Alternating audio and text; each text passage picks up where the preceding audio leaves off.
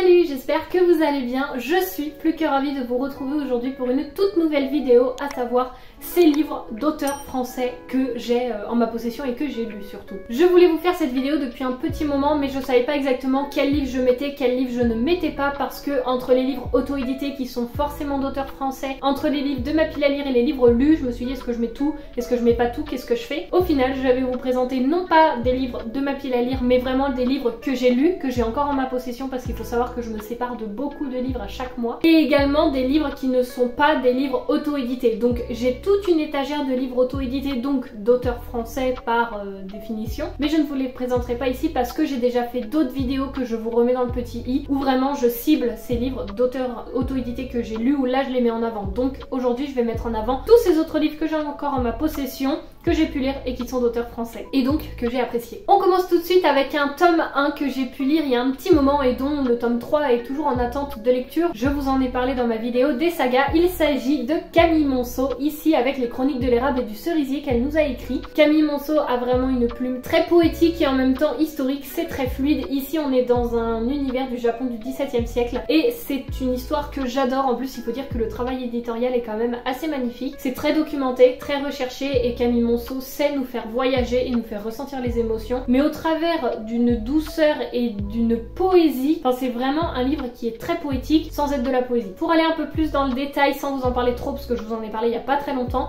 nous y suivons ici Ichiro, un jeune petit garçon qui a été abandonné et livré à un maître samouraï reclus. Il grandit finalement dans des montagnes au travers du cycle des saisons qui passent, du temps qui passe, à apprendre la voie du sabre jusqu'au jour où il va se retrouver affublé d'une très lourde mission et va donc devoir quitter un petit peu tout ce qu'il connaît pour aller affronter son destin. Et donc on est tout ça dans un Japon, comme je vous l'ai dit, du XVIIe siècle, avec beaucoup de traditions qui sont abordées et très bien expliquées, et encore une fois avec une plume absolument magnifique. Quand je vous ai fait ma vidéo des sagas, je ne savais pas pour quand était annoncé le tome 4.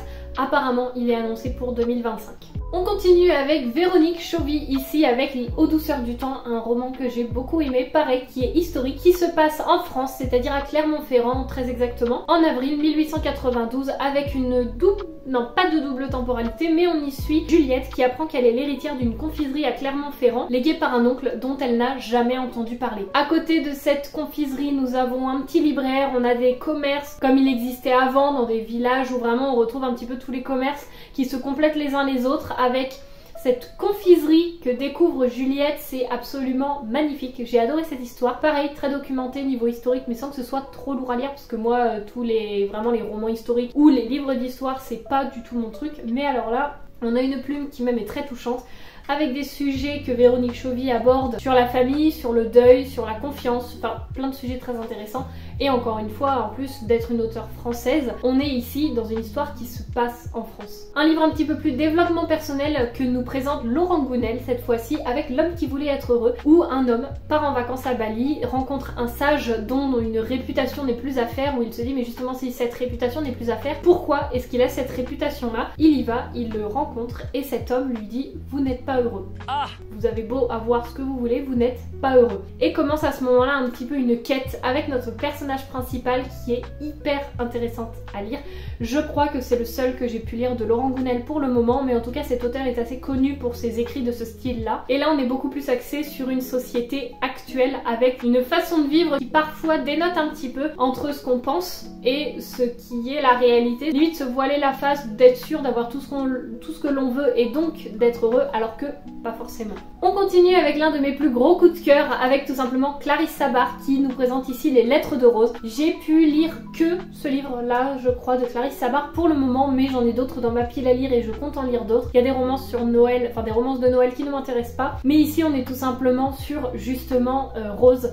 Non, pas Rose. On y suit Lola qui a été adoptée à l'âge de 3 mois et près de 30 ans plus tard elle travaille dans un salon de thé, celui de ses parents, dans l'attente de devenir libraire, qui est donc le métier de ses rêves, jusqu'au jour où une tante, je crois que c'est une tante, dans sa grand-mère biologique qu'elle n'a jamais connue, vient de décéder et elle lui lègue justement un grand héritage, c'est-à-dire une maison avec toute l'histoire qu'il y a derrière, l'histoire de sa famille, l'histoire de cette maison et surtout l'histoire de ce village qu'elle va apprendre à découvrir et qu'elle va tout simplement se redécouvrir quelque part. Et ici on est sur une double temporalité temporalité, le livre qui m'a fait découvrir la double temporalité et que j'adore. On a plein de références, moi notamment j'en ai une qui me marque toujours, c'est à un moment on a une chanson de Cyndi Lauper qui est citée dedans et je me dis non mais déjà que j'adore ce livre, alors si en plus on me cite du Cyndi Lauper, moi ça ne peut que me faire aimer encore plus cette histoire. Et il faut savoir que c'est son premier roman qui est le lauréat du deuxième prix du livre romantique. Alors je vous avoue que moi j'avais pas trop lu ça au début. Oui, il y a une petite romance, mais moi vous savez à quel point je peine avec les romances et pourtant ce livre a été un énorme coup de cœur, j'ai adoré. Et le deuxième c'est La plage de la mariée que je n'ai pas lu. Dans ma pile à lire j'ai Ceux qui voulaient voir la mer et Un air d'éternité qui sont dans ma pile à lire d'été et qui ne sont malheureusement pour le moment toujours pas lus. J'aimerais les lire bientôt mais le temps me manque un petit peu en ce moment. Du coup, voilà en tout cas pour Clarisse Sabart qui est une autrice que j'affectionne tout particulièrement. Si vous voulez du contemporain, feel good, parfois avec de la double temporalité, je ne saurais pas dire pour ses autres romans si c'est quelque chose qu'on a l'habitude de retrouver ou pas parce que j'ai lu que celui-ci. Mais en tout cas, Clarisse Sabart est quand même une autrice que j'affectionne tout particulièrement avec ce roman-là. Même sans avoir lu les autres, c'est une autrice que j'apprécie et qui, faut savoir, est d'une très grande gentillesse. Pour l'avoir rencontrée, je peux vous dire qu'elle est adorable. Et mais je suis en train de me dire que j'en ai oublié, enfin j'ai oublié de vous en sortir un, voire peut-être même deux. Bah oui, tout à fait, parce que celui-ci est de l'auto-édition. Je vérifie avant de vous en parler. Effectivement, c'est de l'auto-édition et en plus il est dédicacé. Alors j'ai De l'étincelle jaillit la flamme. Ici nous sommes sur une réécriture de Maléfique. C'est donc Héloïse Michael. Je ne sais pas comment est-ce qu'on prononce, si c'est Michael, Michel, à chaque fois c'est assez compliqué de savoir. Mais en tout cas la couverture est très sombre, mais je sais pas si vous voyez bien dans l'écran. Mais en tout cas c'est vraiment une très belle histoire. Moi je sais qu'au moment où je l'avais lu j'avais vraiment apprécié. On a des en-têtes de chapitres aussi qui sont assez sympas dans le thème du livre. J'avais eu un petit marque-page avec sur le thème de la couverture et également une très belle dédicace au début. De toute façon j'ai dans l'idée de vous faire une vidéo avec tous les livres que j'ai qui sont dédicacés. Mais en tout cas De l'étincelle jaillit la flamme était une très bonne lecture, donc si jamais vous voulez une auteure française qui a écrit de la réécriture de contes et notamment de Maléfique, parce qu'on ne voit pas beaucoup de réécriture de contes de Maléfique, je vous conseille vivement celle-ci. Et donc la deuxième, et oui parce qu'en fait j'avais vidé toutes ces bibliothèques là, donc en même temps j'avais vérifié quel livre j'allais avoir besoin incessamment sous peu pour mes vidéos, et j'avais oublié de regarder dans mon étagère des réécritures de contes parce que ce sont des étagères ici que je n'ai pas encore touchées. Donc j'ai également oublié Ophélie Duchemin, et pourtant c'est une autrice que j'adore, avec qui j'ai parlé au téléphone parce que pour la petite anecdote, mon père s'est rendu à un salon du livre où il me dit mais j'ai l'impression que t'as son livre, il y a une auteure qui est là et Rose éternelle tu l'as? Et je dis oui, mais elle est là Ophélie Duchemin, il me dit oui. Et du coup il m'a demandé si j'avais son autre livre, donc Murmure de l'océan. Je lui ai dit que non, je ne l'avais pas, que s'il pouvait me le prendre dédicacé ce serait génial. Et en fait tout simplement vu que je l'avais au téléphone il m'a dit il a demandé à Ophélie est-ce que je peux vous passer ma fille et tout, et donc j'ai parlé à Ophélie Duchemin au téléphone. C'est vraiment une personne qui est adorable. Ça m'a quand même remué de l'avoir au téléphone parce que c'est super gentil de sa part en fait, et elle m'a fait une dédicace qui était super, qui était vraiment super. Et donc là nous sommes sur une réécriture de contes de La Belle et la Bête. Ici c'est publié aux éditions Plume Blanche, donc il faut savoir qu'on a quand même un travail éditorial absolument magnifique. Voilà les en-têtes de chapitres avec des ornements, enfin franchement c'est vraiment très beau. Mais en tout cas voilà, donc il y a cette réécriture de contes là qui est à lire également si vous voulez une réécriture de contes d'une autrice française, sachant que le tome 2 c'est Murmure de l'océan, ils se lisent indépendamment les uns des autres. Murmure de l'océan qui est donc celui sur la petite sirène, et le troisième c'est Fil d'or, donc celui de, je sais plus si c'est Boucle d'or, réponse, je sais plus, mais j'attends de terminer Murmure de l'océan avant de me procurer Fil d'or pour pas justement avoir une pile à lire avec trop de livres. Justement je me dis j'achèterai Fil d'or une fois que j'aurai lu Murmure de l'océan. On continue donc avec la petite pile que je n'avais pas oublié pour le coup de préparer. Encore un livre de double temporalité avec François Garde qui nous a écrit Ce qu'il advint du sauvage blanc. Ici on est très clairement sur une histoire de culture et aussi de culture et de nature. Qu'est-ce qui est plus important que l'autre entre guillemets par rapport à la socialisation, la première socialisation quand on est enfant, ou alors est-ce que quand on rencontre quelque chose autre, est-ce que ça ne peut pas tout changer finalement, parce que ici on y suit Narcisse Pelletier, un matelot français qui est abandonné sur une plage en Australie, c'est-à-dire qu'il a vécu 17 ans en France, donc il a 17 ans au moment de son abandon sur cette île, et il est forcément recherché, et les autres matelots le retrouvent 17 ans plus tard. Donc il a vécu 17 ans en tant que matelot français, enfin en tant que voilà Narcisse Pelletier, et 17 ans en tant que justement cet homme sur l'île qui s'est retrouvé à vivre avec cette tribu, et on suit un chapitre sur 2 cette histoire avec une partie du livre où on y suit le voyage de Narcisse jusqu'au moment où il va être abandonné et où il rencontre la tribu, et l'autre partie au moment où 17 ans plus tard on le retrouve sur cette île et voir un petit peu tout ce changement, comment est-ce qu'il est devenu finalement une toute autre personne. C'est hyper intéressant sur la culture, sur la nature, sur la socialisation comme je vous l'ai dit, sur le partage, sur la transmission, sur la parole, sur les gestes que l'on peut transmettre, qu'est-ce qui est le plus important. Enfin franchement ce livre a été absolument génial pour moi, il est à lire et voilà, j'avais adoré, mais également de voir à quel point l'humain peut être bête, tout simplement, dans le sens où pourquoi quand on ne comprend pas une société, pourquoi quand on ne comprend pas quelque chose et qu'on n'arrive pas à avoir nos réponses tout de suite, l'humain se met en colère et se donne un petit peu ce pouvoir de se dire mais j'ai le droit de savoir, vous devez m'expliquer. Non, pas forcément en fait, donc juste t'arrives quelque part, tu suis les coutumes en fait. T'arrives, tu vas pas imposer ta loi, déjà on t'accueille dans cette île entre guillemets où les gens déjà ne te tuent pas parce qu'ils auraient très bien pu le faire en voyant un étranger. Ils t'accueillent, quelque part ils incluent notre personnage sans lui dire clairement mais en faisant comprendre que tu veux venir ok, au début on n'a pas trop confiance en toi, puis petit à petit il y a de la transmission qui se fait par les gestes etc. Franchement c'est hyper intéressant dans la transmission de culture, dans la transmission de valeurs, dans la nature, dans tout ce que vous voulez, c'est très intéressant, surtout qu'on est quand même sur une histoire du 19e siècle, donc on a aussi ce côté historique qui arrive et qui prend sa place. Un roman dont je vous ai parlé plusieurs fois récemment, et pareil pour le jeu de société, donc je vais pas encore m'étaler, mais ici avec Fabien Clavel qui nous présente Abyss, donc le livre issu du jeu de société, un univers de fantasy sous-marin où l'on y suit des castes, des seigneurs, des alliés, et tout un univers richement peuplé, richement construit et très complexe, mais que j'ai adoré, qui franchement est génial. J'ai mis très longtemps à lire, mais il faut savoir que j'ai passé un excellent moment, vraiment. Il est, pour moi, c'est un livre qui vaut la peine d'être lu. Si vous aimez les jeux de société, vous allez vous y retrouver dans ce livre-là. Il est très long et complexe, donc il faut pas se dire « Ah, je vais lire un truc où ça se passe, tac, comme les jeux de société, où voilà, il y a du répondant et tout. » Mais si vous voulez approfondir l'univers d'Abyss, ce livre est fait pour vous. Il y a des livres où je passe un petit peu plus de temps sur certains que d'autres, mais en même temps, suivant quand est-ce que je vous en ai parlé, si c'est récent ou pas, j'essaye de jauger un petit peu, ce qui n'est pas toujours très simple. Mais nous continuons avec Paul Béorn et Silène Edgar qui nous ont écrit Lune Rousse. Donc c'est les loups-garous de Tiercelieu. C'est très clairement une histoire où nous y suivons Lune et Lapsa, deux cousines, deux amies, je ne sais plus. Elles ont grandi ensemble, mais il me semble qu'elles sont juste amies. Et c'est en 1846, un soir d'automne, le ciel est rouge au-dessus du village de Tiercelieu. Donc clairement, c'est pareil, adapté du jeu de société du loup-garou. Et jusqu'au jour où Lapsa découvre qu'on lui a menti sur la mort de ses parents et se jure de découvrir la vérité. Lune se lance à la poursuite, donc Lune, le prénom, hein, pas l'une des deux. Lune se lance à la poursuite d'un loup noir jusqu'à un coffre caché sous un rocher à l'intérieur des masques de loup, un poème oublié qui parle de vengeance. Je vous en parle pas trop, mais la couverture parle d'elle-même. C'est un livre que j'ai adoré, que je ne pensais pas découvrir, qui est jeunesse, mais que franchement ça peut être lu assez jeune parce que moi je l'ai lu il y a au moins 5-6 ans et j'ai adoré ce livre. Un livre qui parle de nature, d'écologie, qui booste, qui parle également des ressources de la planète et que tout n'est pas dû finalement, et que si un jour on le perd, et là on va s'en mordre les doigts. Il s'agit du livre Et le désert disparaîtra, écrit par Marie Pavlenko. Il faut savoir que Marie Pavlenko est quand même une autrice très engagée et j'adore comment elle écrit.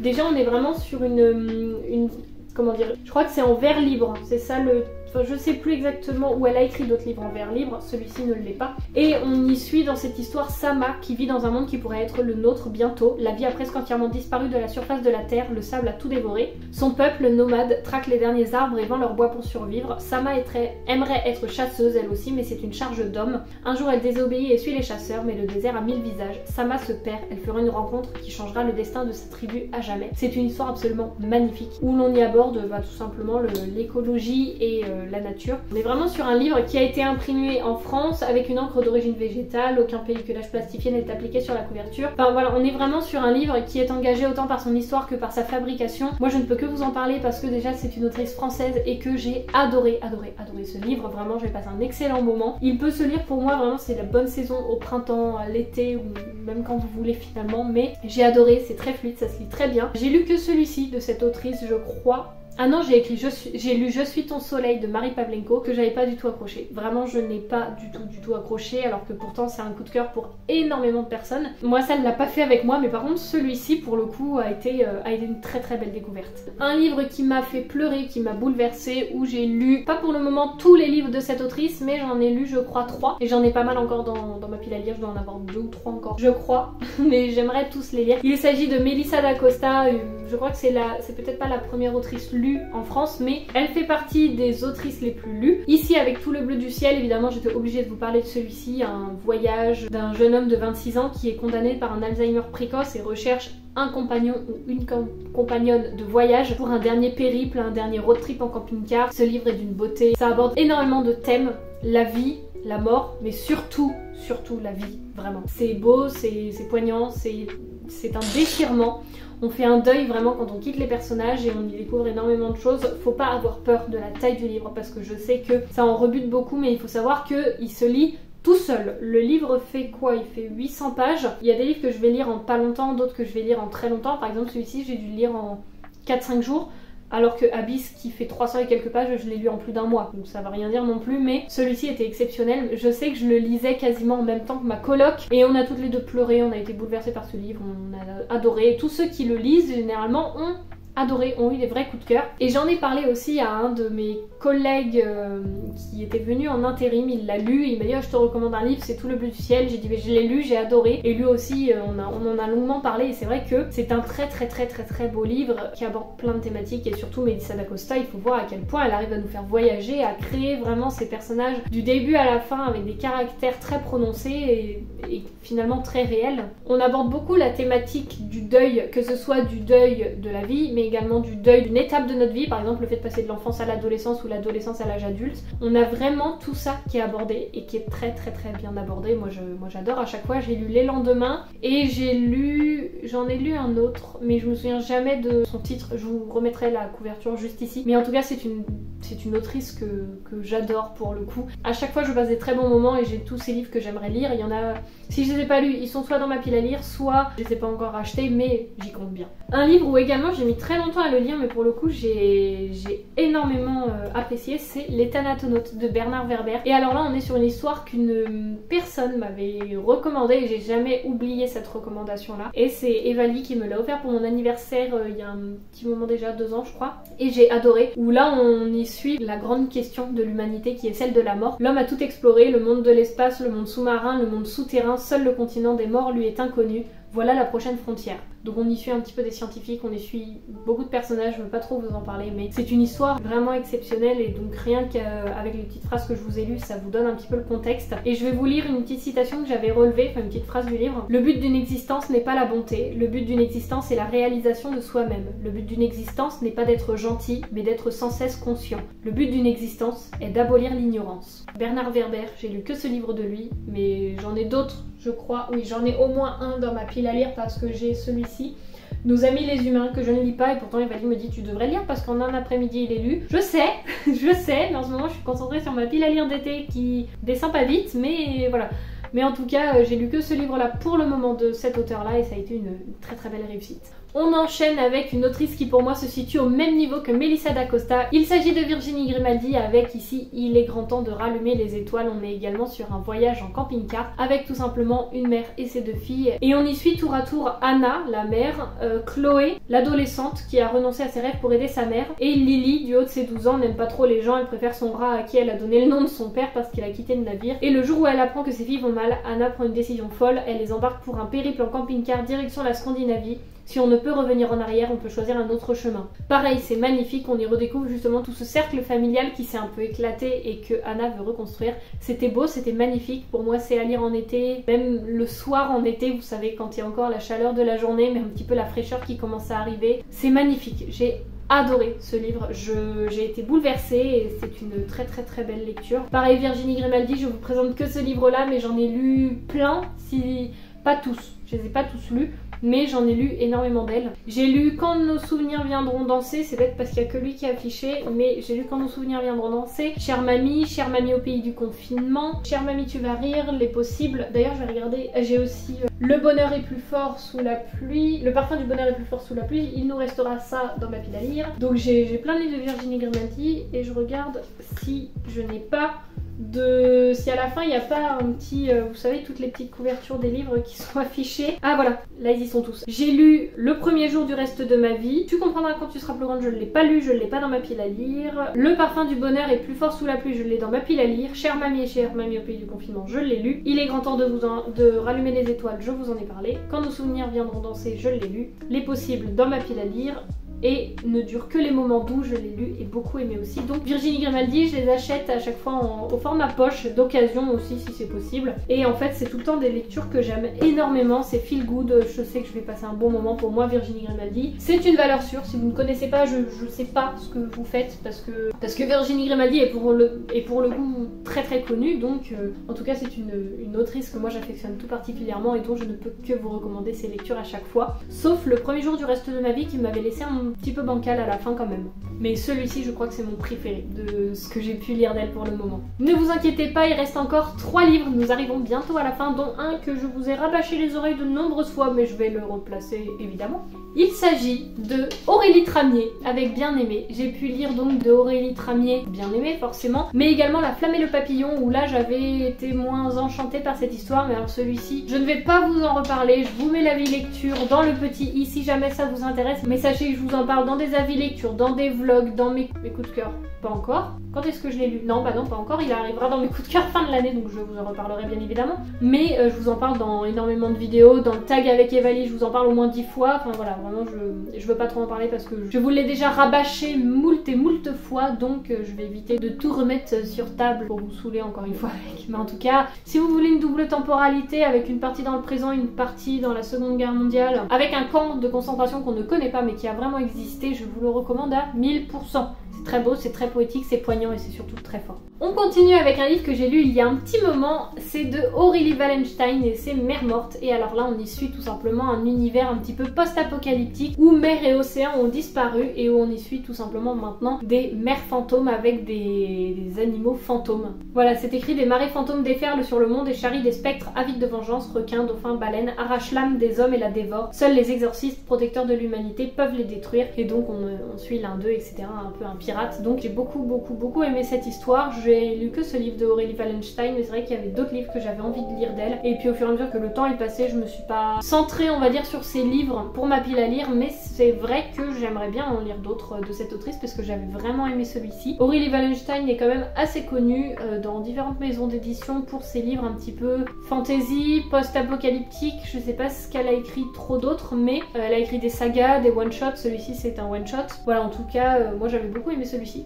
Je n'ai pas lu d'autres livres d'elle, mais ça mérite quand même de s'y pencher. Et on termine alors là avec un livre qui, plus que symbolique, représente un petit peu tout ça autour de moi, parce que c'est ce livre qui m'a fait me lancer dans l'imaginaire, dans l'univers fantasy, fantastique, post-apocalyptique, tout ce que vous voulez d'imaginaire, et qui a fait que je me suis un petit peu quelque part, pas lancée sur les réseaux, mais lancée sur YouTube, parce que je me dis, mais au-delà d'en parler dans un avis lecture sur un post Instagram, j'ai envie de vous en parler en vidéo de vive voix pour vraiment vous retranscrire mes émotions et vous le partager. Il s'agit du livre Le secret de Lomé, écrit par Alexiane de Lys. Le livre a un peu vécu, il est un peu corné. Et en plus, je le redis à chaque fois que j'en parle, mais il faut savoir que j'ai failli enlever ce livre de ma pile à lire en pensant ne pas forcément aimer. Et là je me dis, mais qu'est-ce que j'aurais fait comme erreur? C'est pas possible parce qu'en fait j'ai eu ce livre offert pour l'achat de 2 livres de la collection Michel Lafon-Poche et donc je l'avais gratuitement. C'était à l'époque où j'avais entre 5 et 10 livres dans ma pile à lire, oui. Et je me suis dit, celui-ci en vrai, je sais pas si je vais le lire, je sais pas si ça va m'intéresser. Le confinement est arrivé, je me suis dit, Camille, garde tes livres, tu sais pas pour combien de temps tu ne pourras pas acheter de livres, donc si jamais t'as tout lu, voilà. Et en fait, mais le plus gros coup de cœur, la plus belle surprise je crois que j'ai eu, c'est-à-dire que j'ai terminé ce livre, je me suis dit, mais il me faut le tome 2! Mais il me faut absolument le tome 2! Et je crois qu'en plus on était confinés, donc pas possibilité d'en acheter. Et je crois qu'après je me suis ruée sur le tome 2, le tome 3 et j'ai acheté tous les livres d'Alexiane de Lys depuis. C'est-à-dire que j'ai acheté Les ailes d'émeraude, j'ai acheté donc toute la saga Le secret de Lomé, j'ai acheté 200 d'écume et de glace. Tiziri, le tome 1, j'ai pu écouter le tome 2 en livre audio, mais il faut savoir que maintenant ces autres livres, et notamment la deuxième trilogie qui est sortie à côté de 200 d'écume et de glace, ça doit être de lave, de métal et de rage, ou un truc de lave, de rage et de métal, je sais plus dans quel ordre, mais il faut savoir que maintenant je n'achète plus trop ces livres parce que je trouve que c'est un peu trop jeunesse par rapport à ce que maintenant je lis. Je dis pas voilà que ça a baissé en qualité, absolument pas, je dis juste que ce n'est plus trop ce que j'attends maintenant dans mes lectures, voilà, donc c'est pas grave, je passe à autre chose, mais je garde quand même les livres que j'ai pu lire qui sont un très bon moment passé, surtout le Secret de Lomé, je crois que c'est une saga que je ne pourrais jamais me séparer, et Tiziri est absolument également exceptionnel, il est juste derrière moi, il est là. Il y a également La Sphère qui est un one-shot de science-fiction que j'ai vraiment beaucoup apprécié, et moi qui lis pas énormément de science-fiction, j'avais vraiment adoré. Donc voilà, en tout cas pour Alexiane Delis qui est une autrice française et que j'adore. Et en fait j'ai un dernier livre parce que alors me revoilà assez vite parce que j'allais oublier de vous en parler étant donné qu'il était placé dans une pile pour une autre vidéo, mais je peux également vous parler de Alunia de Tifs, parce que Tifs étant la personne qui illustre les couvertures d'Alexiane Delis, ça m'y a fait penser, je me suis dit mais pourquoi j'ai pas placé son livre, d'où Tifs écrit de la fantaisie fantastique. Ici c'est Alunia, donc le tome 1, on est sur une duologie. J'ai le deuxième tome dans ma pile à lire, j'ai également Elvira qui est le tome indépendant de cette saga. Sorti également Le Chant des Voiles, enfin il y a d'autres livres qui sont sortis mais pour le moment je n'ai lu que Alunia. Voilà pour Tifs, elle est très connue avant tout pour ses illustrations, puisque Tifs est illustratrice et maintenant également autrice. Elle a quand même plusieurs talents, talents. Je sais pas si on peut dire que ce sont des talents étant donné qu'elle bosse énormément dessus, mais en tout cas elle a plusieurs cordes à son arc, c'est ça que je voulais dire. Et alors là je vais juste vous lire un peu les premières phrases. C'est enfermé dans une vie vide de sens, Léa, alors j'ai appris que ça se prononçait Léa, mais moi j'avais prononcé ça Lee parce que c'est écrit L-E-A-H. Elle cherche encore sa voie, mais une chose est sûre, elle n'aurait jamais songé à mourir foudroyée. Voilà, on est sur un récit fantastique et où j'avais passé un bon moment de lecture. Ici on est aussi publié chez Plume Blanche, donc faut dire que les entêtes de chapitres sont absolument magnifiques parce qu'en fait là Tifs elle a dessiné elle-même ses entêtes et donc il change à chaque chapitre. Donc voilà, je vous en montre quelques-uns, mais c'est vraiment une très belle surprise à chaque fois de les découvrir et de voir qu'à chaque fois finalement ça fait un petit écho au chapitre soit que l'on a lu, soit qui va se lire, et donc c'est vrai que c'est très agréable à découvrir. Ça change un peu des livres où tout est écrit, où il n'y a pas du tout d'illustration. C'est quand même un petit plus on va dire, sachant qu'il y a une carte, il y a aussi une playlist, plusieurs petits trucs, mais en tout cas voilà également pour cette autrice là. Et donc voilà pour ce qui est de cette vidéo, j'espère qu'elle vous aura plu. J'ai la pile à mes pieds, je croise les doigts vraiment pour ne pas qu'elle tombe parce que sinon là vu le nombre de livres qui s'entassent, j'ai pas compté combien je vous en avais présenté, mais en tout cas une bonne quantité. En tout cas j'espère que cette vidéo vous aura plu. N'hésitez pas à me dire si vous avez déjà lu certains de ces auteurs autrices, si vous avez déjà lu certains de ces livres, ou s'ils vous intéressent, ou si je vous en avais lu d'autres de ces auteurs ou autrices. En tout cas n'hésitez pas à me dire tout ça en commentaire. J'espère que cette vidéo vous aura plu, que vous aurez passé un agréable moment, et moi comme d'habitude je vous dis à la semaine prochaine pour la nouvelle vidéo, et d'ici là je vous souhaite de très belles lectures. Salut!